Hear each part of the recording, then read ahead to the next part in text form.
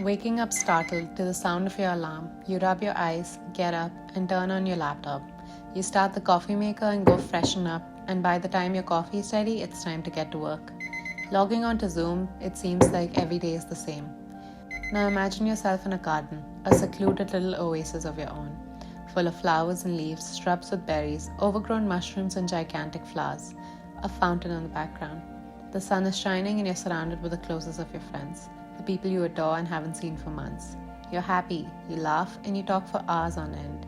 You have no worries in the world. It's exactly what you want life to be, but it seems a bit far out of your reach. There's magic in our everyday life. Magic that seems to be taken away from us sometimes. The fact that your coffee is always ready at the perfect moment, waiting for you. It's the everyday things.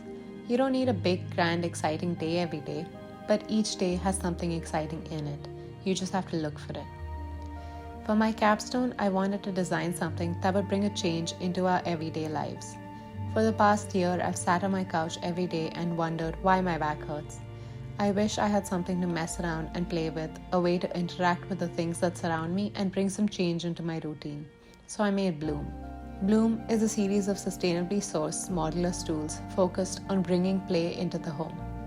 The collection is made of a system of interchangeable pieces that interconnect to create one or multiple seating options that the user can mix and match to their liking.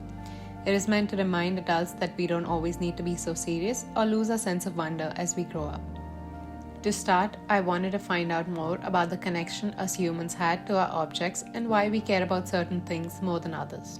So I sent out a survey and collected responses from 60 people from the ages 13 to 79 from all over the world. From my survey, I found that in order for there to be a connection between the user and an object, there needs to be a memory attached to it. It needs to be interactive, mark a moment, or be a prolonged part of someone's life. An interview with Professor of Psychology Ben Van Buren and a lot of research later, I was able to find the common ground between my goals and the human-object connection. I found that we are more attracted to shapes that are familiar, round, and symmetrical, and liking increases when there is repeated exposure with the stimuli or object. This helped me move away from the smaller scale tabletop objects I was designing and guided me to create alternative seating structures that would help create mindfulness and new experiences in a domestic space. I then went back to the drawing board and started sketching out forms and shapes that were fun, inviting, and playful, but also functional. I created full-scale pink foam prototypes and tested them with people between the ages 20 to 34, which gave me a lot of crucial feedback that informed my final design decisions, such as the number of pieces, interchangeability, and scale.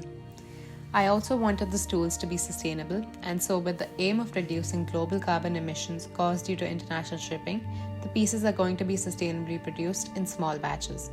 Locally sourced material will be used depending on the country of production and in a manner that benefits local businesses and communities.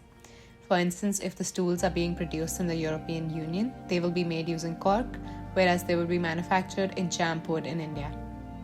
The design of the stools is hence derived from the local flora of the region that the raw material is from. I worked on a full-scale prototype made using cork, which was an adventure of its own. From sourcing the material to making the pieces, there were a lot of ups and downs and some explosions, but which provided me with a lot of knowledge about the production process.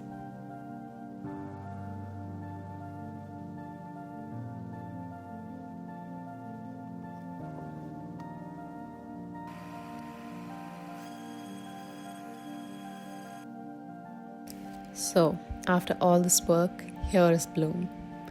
The next time you sit down to work, don't forget about that little garden.